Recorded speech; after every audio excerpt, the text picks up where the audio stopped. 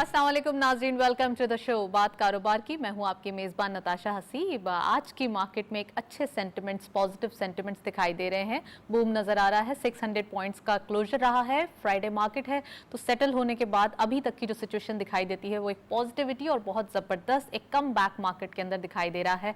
और हम कहेंगे एक बुल रन वापस बाउंस बैक किया है। 47,000 के लेवल को मार्केट ने टच किया है, अचीव किया है और होपफुली नेक्स्ट वीक के अंदर ये सस्टेन भी होगा। फर्स्ट सेगमेंट की तरफ चलते हैं।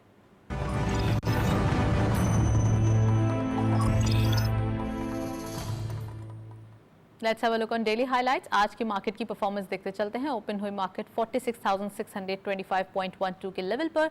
हाई साइड टू मार्केट गई 47,226.11, lower was 46,625.12 same as the opening and finally closure 47,226.11। हम देख सकते हैं कि हायर साइड पे ही मार्केट का क्लोजर होता हुआ दिखाई दिया है। चेंज रहा 600.99 का इजाफा। टर्नओवर में करंटली मार्केट ने 426.12 मिलियन शेयर्स ट्रेड किए हैं। कल के मुकाबले में गेंस नजर आते हैं 29.78 मिलियन शेयर्स के। एंड वैल्यू भी आज बढ़ती हुई दिखाई दे रही है काफी अरसे बाद 18.11 billion rupees. And volume leaders में only one script being in green territory. Asgard 9 limited इस लिस्ट को लीड कर रहे हैं 0.15 के डिक्लाइन के साथ। 24.79 पे closure, 39.63 million shares traded. Service fabric right share हैं ये, 0.60 का डिक्लाइन देखा गया। 2.79 पे क्लोजर रहा, 33.53 मिलियन शेयर्स ट्रेड किए गए। And lastly maple leaf cement 0.72 का इजाफा, 40.20 पे क्लोजर, 26.95 का कारोबार रहा। तीनों स्क्रिप्ट्स अलग अलग सेक्टर से पार्टिसिपेट कर रहे हैं। इट मीन्स के all in all across the board buying देखी जा रही है। इन्वेस्टर्स के जो एक एक्साइटमेंट है या सेंटिमेंट्स हैं वो बढ़ते हुए आज के दिन दिखाई दे रहे हैं। नेक्स्ट सेगमेंट की तरफ चलते हैं।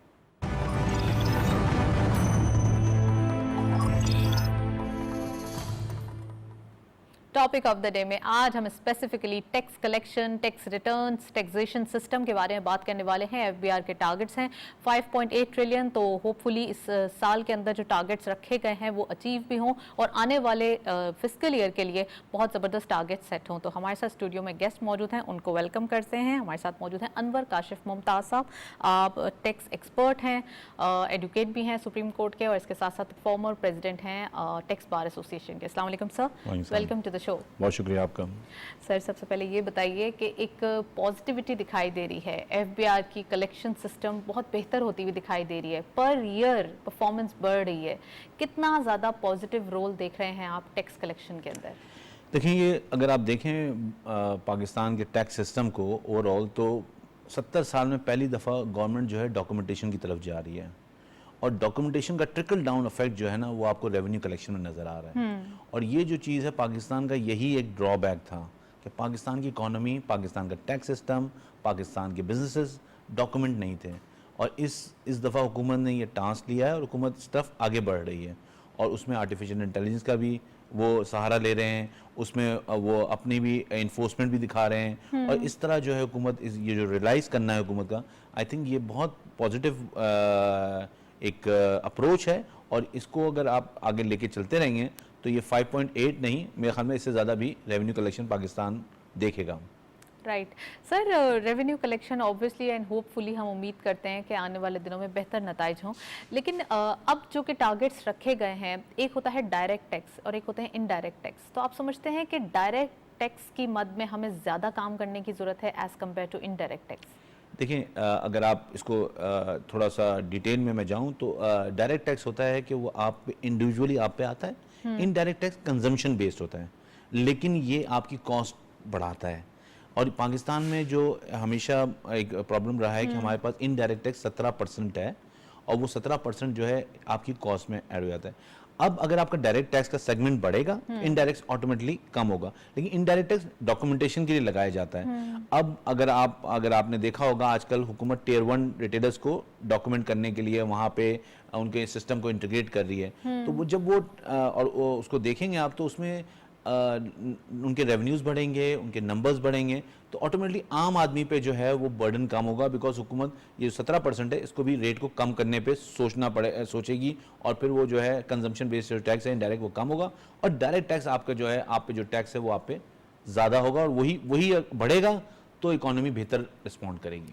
टियर 1 का आपने जिक्र किया, ये इस टियर का ताल्लुक एक ख़ास तबके से है। हम समझते हैं कि कैटेगरीज़ में डिवाइड किया गया है, कौन कौन से लोग हैं जिनसे टैक्स कलेक्ट करने की ज़रूरत है और कौन कौन से लोगों को इंसेंटिव्स देने की ज़रूरत है या फिर टैक्स हॉलीडेज़ देने की ज़रूरत है।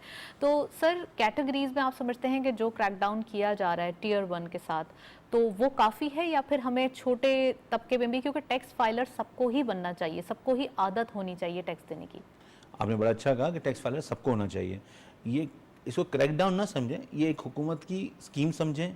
हुकूमत ने एक जिसे कहना चाहिए एक प्रोजेक्ट के तौर पे इसको लिया है और हुकूमत टियर 1 को भी रजिस्टर करे, उससे नीचे जो लोग हैं उनको भी रजिस्टर करें। देखें, कोई आदमी मैं समेत या कोई भी आदमी हो, वो टैक्स से बरिज़ुमान नहीं हो सकता।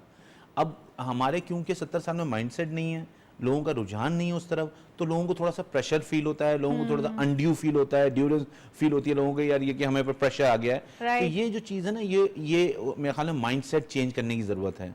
वो कहते हैं कि रिफॉर्म्स आए, सब कुछ आए, अगर मैं नहीं बदला तो फिर क्या होगा? तो वो इंडिविजुअल को बदलने की ज़रूरत है। हुकूमत की चीज़ों को देखें कि वो पॉजिटिव लॉन्ग टर्म में वो किस तरफ लेके जा रहे हैं। अगर ये डॉक्यूमेंट हुआ, कोई भी टियर 1 का डॉक्यूमेंट होता है, तो उसकी सेल बढ़ जाती है। सेल बढ़ती है तो आपकी इकोनॉमी बेहतर होती है, आपकी इकोनॉमी बेहतर होती है तो उससे आपका रेवेन्यू कलेक्शन बेहतर होता है, रेवेन्यू कलेक्शन बेहतर होता है, आम आदमी की जो हालात हैं वो बेहतर होते हैं। तो ये और महंगाई उससे डायरेक्टली इम्पैक्ट करती है। तो ये जो चीज़ है ना, ये देखना चाहिए। तो टियर 1 को भी होना चाहिए, उससे नीचे जो रिटेलर्स हैं उनको भी होना चाहिए, डॉक्यूमेंट हर एक होना चाहिए। कोई आदमी जो है ना वो अब स्केप नहीं हो सकता इस सिस्टम से, और ना होना चाहिए इसको। एग्जैक्टली अनवर साहब, आपने ये जिक्र किया, बहुत ज़बरदस्त बात कही है, लेकिन मैं ये चाहती हूँ कि ये भी बताया जाए कि जब गवर्नमेंट आई थी इक़्तिदार में, तो उस वक्त उन्होंने कहा था कि जो टैक्स नहीं देते वो या कमाते नहीं हैं तो वो ज़ीरो टैक्स फाइल करेंगे, लेकिन फाइल ज़रूर करेंगे। इस पर भी मज़ीद बात करेंगे। अभी हम देखते चलते हैं रिपोर्ट, हमारे साथ रहिए। टैक्स से मुराद वो माली वसूली या फंड है जो हुकूमत या रियासत के उमूर चलाने और अवाम को सहूलियात फराहम करने पर आने वाले अखराजात की मद में लिया जाता है। फी ज़माना टैक्स रिफॉर्म्स तरक्की पजीर ममालिक के लिए इंतहाई जरूरी हो चुकी हैं। तहरीक इंसाफ के बरसरे इक़्तिदार आने से पहले मुल्क का टैक्स निज़ाम कहीं ज्यादा दरहम बरहम था। टैक्सेशन को अवाम की मदद से सही करना और सिस्टम में बुनियादी तब्दीलियाँ करना ही तहरीक इंसाफ की हुकूमत की अव्वलीन तरजीहात में शामिल रहा है। वज़ीर-ए-आज़म इमरान खान ने हुकूमत संभालते ही वाज़े किया था कि टैक्स के मौजूदा आदाद-ओ-शुमार और निज़ाम कौमी मईशत की किसी सूरत मदद नहीं कर सकते। पाकिस्तान में टैक्स का ज्यादा बोझ मैन्युफैक्चरिंग सेक्टर उठाया करता था। लोग टैक्स बोझ की वजह से मैन्युफैक्चरिंग से भाग रहे थे, लेकिन अब मौजूदा रिफॉर्म पॉलिसी के मुताबिक टैक्स का बोझ तमाम सेक्टर्स में बराबर बांटा जाएगा, जिससे लोगों और इदारों में न सिर्फ टैक्स की अफादियत उजागर होगी, बल्कि साथ ही लोगों में फाइलर बनने की रगबत भी पैदा होगी। टैक्स के निजाम में लीकेज को रोकने के लिए टैक्सेशन के निजाम को डिजिटलाइजेशन पर मुंतकिल किया जा रहा है, क्योंकि इस वक्त टैक्सेशन के निजाम में मौजूद रकम, महंगे गैर मुल्की कर्जे और टैक्सेशन की पेचीदगियां मुल्क की तरक्की की राह में बड़ी रुकावट है। इसी ज़िम्न में टैक्स इकट्ठा करने के लिए नए इदारे पर भी काम शुरू हो चुका है। FBI की नई टीम की अब तक की कारकर्दगी काबिल सताइश करार दी जा रही है, क्योंकि FBI ने माली साल 2020-21 में अब तक जो टैक्स इकट्ठा किया है वो हदफ से जायद है। वाज़ेह है कि पाकिस्तान को गुज़श्ता माली साल के मुकाबले में मौजूदा माली साल में 900 अरब रुपए इजाफी टैक्स जमा करना है, जिसके जरिए मुल्क में तरक्याती और गैर तरक्याती अखराजात के अलावा अंदरूनी और बैरूनी कर्जों की किस्तें भी अदा की जाएंगी। जैसे बिजनेसेस में बढ़ाने के लिए प्रॉफिट के ऊपर काम करना ज़रूरी होता है, इसी तरीके से अगर मुल्क की तरक्की चाहनी है तो फिर उसके लिए हमें ज़रूरी है कि हम रिस्पॉन्सिबल पाकिस्तानी होने के नाते टैक्स ज़रूर फाइल करें और टैक्स जो है वो बाकायदगी से और बगैर चोरी किए हुए दें। अनवर साहब हमारे साथ मौजूद हैं, उनसे हम बात करेंगे। सर, टैक्स फाइल करने लोग आते हैं तो उनका रुझान कैसा होता है? वो अभी भी टैक्स चुराने को मद्देनज़र रखते हैं या उसके ऊपर ज़्यादा फोकस होते हैं, या फिर अपना पूरा ईमानदारी से टैक्स फाइल करते हैं? कैसा रुझान पाया जाता है? देखें, बात यह है कि मैंने अभी पहले भी बात की कि माइंडसेट चेंज करने की ज़रूरत है। आप उसको छुपाने के लिए उसको आप चुराना कह दें, ना देना कह दें, उस पर आप ज़्यादा कॉस्ट खर्च कर देते हैं। रात दिन अगर आप टैक्स देना शुरू कर दें तो आपके पास एक ईज़ भी होगी और वो कम कॉस्ट होगी। लेकिन ये बात समझने की है। अब जो हम अभी रिपोर्ट देख रहे थे, हुकूमत की जो पॉलिसी है, बात यह है कि ये पॉलिसी डॉक्यूमेंटेशन की तरफ जा रही है, और डॉक्यूमेंटेशन जब होगी तो फिर हर आदमी के लिए मुश्किल हो जाएगा कि अपने आप को उस सिस्टम से बाहर रख सके। तो यही सूरत हाल पैदा होनी चाहिए ताकि वो देखें, दुनिया में कोई भी टैक्स देने को तैयार नहीं होता। किसी भी आप सेटल्ड इकोनॉमी चले जाएं, आप डेवलप्ड कंट्री चले जाएं, वहाँ हर चीज़ सिस्टम उसको ड्रैग करती है कि वो सिस्टम ऐसा कर देते हैं कि वो उसके पास कोई और रास्ता नहीं होता टैक्स देने का, तो ये फिर उसके बाद उसकी हैबिट बन जाती है। तो पाकिस्तान में ओवर द पीरियड जो है हैबिट ये बनी है कि आपने टैक्स नहीं देना। अब वो जो है वो चेंज हो रहा है, अब सिस्टम उनको पॉलिसीज के जरिए सिस्टम उनको ड्रैग कर रहा है, तो थोड़ा सा उनको सफोकेशन फील हो रही है, लेकिन उनको समझ में अभी आ रहा है, क्योंकि अगर टैक्स नहीं देंगे तो पाकिस्तान सस्टेनेबल नहीं हो सकता। तो टैक्स देना जरूरी है। अगर हम ये क्रिटिसाइज करते हैं कि लोन नहीं लें, IMF के प्रोग्राम में नहीं जाएं, तो फिर आपको ये सोचना भी पड़ेगा कि आपको अपना टैक्स भी देना चाहिए। बिल्कुल, क्योंकि क्रिटिक्स करने के लिए हम सबसे पहले आगे आ जाते हैं और अपनी जिम्मेदारी पूरी नहीं करते।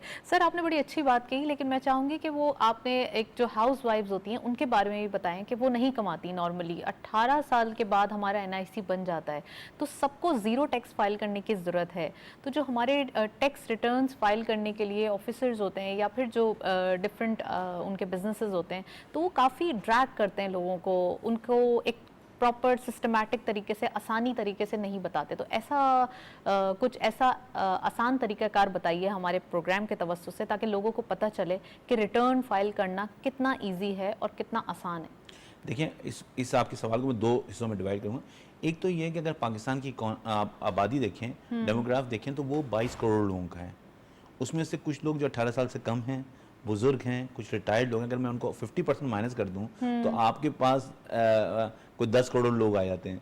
उसमें से हाउस वाइफ जो कि जिनके पास कोई इनकम नहीं है, जो कि वो है, उनको आधा कर दें तो 5 करोड़ लोग आ जाते हैं। तो एटलीस्ट 5 करोड़ फाइलर होने चाहिए। पाकिस्तान में अभी 30 लाख फाइलर है, मतलब ये गैप है। पहली बात तो ये मैं आपको बताना चलूँगा। तो ये लोगों के लिए कि लोगों को आगे आना है, इस 5 करोड़ के नंबर को फुलफिल करना है। जब हम देखते हैं किसी भी टीवी शो में, गेम शो में लोग बड़ा पार्टिसिपेट कर रहे होते हैं, मुझे इनाम चाहिए, तो पाकिस्तान के लिए आपको इस नंबर को भी 5 करोड़ पे लेके जाने के लिए अपने अकाउंट। पहली बात तो ये। दूसरी बात मैं ये कहना चाह रहा हूँ कि हाउस वाइफ जो है, उनकी कोई आमदनी अगर नहीं है, उनके पास 500 गज से ज़्यादा का घर नहीं है, 2500 स्क्वायर फीट से ज़्यादा का अपार्टमेंट नहीं है, 1000 सीसी से ज़्यादा की गाड़ी नहीं है, उनके पास NTN नहीं है, तो उनको रिटर्न नहीं फाइल करना। लेकिन होता यह है कि कुछ लोग जो उनके हस्बैंड होते हैं या फादर होते हैं, वो फैमिली में इस तरह अरेंजमेंट होता है कि उनके नाम पे प्रॉपर्टी ली जाती है, उनके नाम पे बैंक अकाउंट रखा जाता है, उनके नाम पे गाड़ी ली जाती है, तो फिर उनको रिटर्न फाइल। गोल्ड इतना सारा होता है उनके नाम पे। गोल्ड तो डिक्लेयर कहीं नहीं होता, कहीं नजर नहीं आता, लेकिन मैं इन 4 चीजों की जो कि आपको नजर आ रही होती हैं, तो वो जो है उस पर आपको टैक्स रिटर्न फाइल करना चाहिए, इवन आपकी इनकम कोई ना हो, क्योंकि आपके एक्सपेंसेस या आपके पर्सनल एक्सपेंसेस तो आपकी फैमिली में हेड ऑफ द फैमिली जो भी है, हस्बैंड है या फादर है, वो बता दें। अब बात आ जाती है रिटर्न फाइल कैसे करना है। अब अगर आप इस वक्त देखें तो इस वक्त आपको कहीं जाने की जरूरत नहीं है, किसी के पास आपने सिर्फ वेब पोर्टल खोलना है FBR का, और उस पर आपने लॉगिन IRS पे लॉगिन करना है, और वहाँ पे जाके आपने अपने आप को अनरजिस्टर्ड की उस पर क्लिक करना है, वहाँ पे अपना प्रोफाइल अपडेट करना है। जो आप SMS डालेंगे और जो ईमेल डालेंगे उस पर आपको एक कोड आएगा, और आप वापस जाएं FBR की वेबसाइट पे और वहाँ पे वो कोड SMS और ईमेल डालें, तो आपका रजिस्ट्रेशन हो जाएगा, आपका पिन कोड और पासवर्ड आ जाएगा। उसके पिन कोड पासवर्ड आप डालेंगे तो आपका वेब पोर्टल खुल जाएगा और आप वहाँ से टैक्स रिटर्न फाइल कर सकते हैं। सो इट्स अ 5-10 मिनट से ज़्यादा की एक्सरसाइज नहीं है ये, इससे ज़्यादा का वो नहीं है। लेकिन बात यह है कि आपको उसके लिए एक लैपटॉप खोलना पड़ेगा या कंप्यूटर खोलना पड़ेगा, और आपको सर्च करना पड़ेगा www.fbr.gov.pk, उस पर जाके आपको अपने आप को रजिस्टर कराना पड़ेगा IRS में, और फिर आप जो अपना टैक्स रिटर्न फाइल कर सकते हैं। बहुत आसान अनवर साहब ने ये तरीकाकार बताया है कि FBR की वेबसाइट पे जाइए और अपने आप को रजिस्टर करवाइए, एक कोड आएगा, कोड जो है वहाँ पर आप पिन कीजिए और वहाँ से आपकी जो टैक्स रिटर्न है इजीली फाइल हो जाएंगे। सर, कितनी ज़्यादा इम्पॉर्टेंट है पाकिस्तान के लिए डॉक्यूमेंटेड इकोनॉमी इस प्लेस में, यानी कि अभी जो कंडीशन दिखाई देती है पाकिस्तान की? मैं क्योंकि इस प्रोफेशन में पिछले 25 साल से मुंसलिक हूँ, तो मैं इसको इस तरह कहता हूँ कि पाकिस्तान के लिए क्लाइमेट चेंज से ज़्यादा जो डिज़ास्टर है उससे ज़्यादा इम्पोर्टेंट है, वॉर एंड टेरर से ज़्यादा इम्पोर्टेंट है। राइट। ये इतना इम्पोर्टेंट है और ये समझने की बात है, और ये समझने के लिए ये आपको एज अ फैमिली इस पर बात करनी पड़ेगी, क्योंकि अगर आप ये नहीं करेंगे तो ये रुझान बनेगा नहीं। और मैंने जैसे आपको बताया कि ये आप अवॉइड करने की कॉस्ट ज्यादा होती है रादर देन आप उसको, अगर इसलिए बहुत जगह पे आपका टैक्स कट रहा होता है, बट आप फाइलर नहीं बनते। वो फाइलर क्यों नहीं बनते? क्योंकि आप डॉक्यूमेंट अपने आप को नहीं करना चाहिए। एक हमारी बाय एंड लार्ज आप भी समझती हैं लोगों की अप्रोच है कि हम, लेकिन आप आर्टिफिशियल इंटेलिजेंस दे दी, कोई चीज छुपी नहीं रहेगी। बिल्कुल। अब अगले साल FBR आपको खुद बता देगा कि आपने क्या क्या खर्चा किया है, तो उस वक्त से आने से पहले आप जो है अपना रजिस्ट्रेशन करा लें, अपना NTN ले लें और अपने आप को वेब पोर्टल पे जाकर रिटर्न फाइल कर लें। बिल्कुल अपने आप को क्लीन रखें और अपनी जिम्मेदारी पूरी करें। आर्टिफिशियल इंटेलिजेंस जो हुकूमत जिस तरफ चली गई है अब उससे अब बचाव किसी का नहीं है। Exactly, तो sir, वो आए आपके पास, उससे पहले आप चले जाएं उनके पास। मेरा यही क्वेश्चन है कि आर्टिफिशियल इंटेलिजेंस की बात करें, किस तरीके का क्रैकडाउन या किस तरीके से वो ट्रेस करेंगे लोगों की इकोनॉमी को या लोगों की जो एक देखिए आपके पास एक यूनिवर्सल नंबर है CNIC, नादरा और FBI एक सिनर्जाइज कर गए हैं अब। ठीक है, नादरा पे मेरा एज अनवर काशिम मुमताज पूरा रिकॉर्ड मौजूद है कि मैं क्या हूँ, मेरा फैमिली ट्री क्या है, क्या मेरा एड्रेस है, सारी चीज़ें मेरी हैं। वो नादरा जो है दूसरे डिपार्टमेंट के साथ इंटीग्रेट हो रहा है, वो इन्फॉर्मेशन वो FBI को दे देगा कि अनवर साहब ने कितना ट्रैवल किया, कौन से क्रेडिट कार्ड यूज़ किए, कौन सा बैंक अकाउंट है, आपके बच्चे किस स्कूल में जा रहे हैं, क्या टैक्स कट रहा है आपका, तो क्या प्रॉपर्टी परचेज किया आपने। तो ये सारी चीजें जब आप खोलेंगे अपना वेब पोर्टल तो आपकी सारी चीजें स्क्रीन में आएंगी। आपको 2 वर्ड पुट इन करने होंगे, आपका रिटर्न सबमिट हो जाएगा। तो हम वहां पहुंच गए हैं, वो बस लबे बाम रह गया। बस हमें बचना है और अपना रिटर्न फाइल करना है। सर ये तो बहुत हुई सही बात और लोगों को बहुत ज़्यादा अवेयरनेस होगी इससे। अब बात कर लेते हैं उन लोगों की जिनका रिटेल का बिजनेस है, जो डेली बेसिस पे कैश फ्लो जो है वो ज़्यादा सर्कुलेट उनके आसपास रहता है, उनको कैसे पकड़ा जाएगा या उनको कैसे जो है वो ज़्यादा फोर्स किया जाए कि आप रिटर्न फाइल करें, टैक्स फाइल करें, एक जिम्मेदार फाइलर बने। देखिए हम अगर इसको इस तरह लें कि आपने कैश कारोबार जो है ना, जितना आप कैश पे पैसा करते हैं उतना आपका कारोबार वनरेबल हो जाता है। टैक्स तो बात की बात है, उतना कारोबार वनरेबल हो जाता है। जो आपकी सप्लाई चेन है, जो आपके लोग हैं, उनके लिए इजी हो जाता है उसमें से पैसे निकालना। ये बात पहले आपको समझनी पड़ेगी। जब आप इसको चेन में लाते हैं, आपको टैक्स तो देना पड़ता है, लेकिन आपके सिस्टम में नजर आना शुरू हो जाता है कि यार आपके जो पैसे कहाँ गए, आपके पैसे कितने आए थे, आपका सिस्टम बताने लगता है।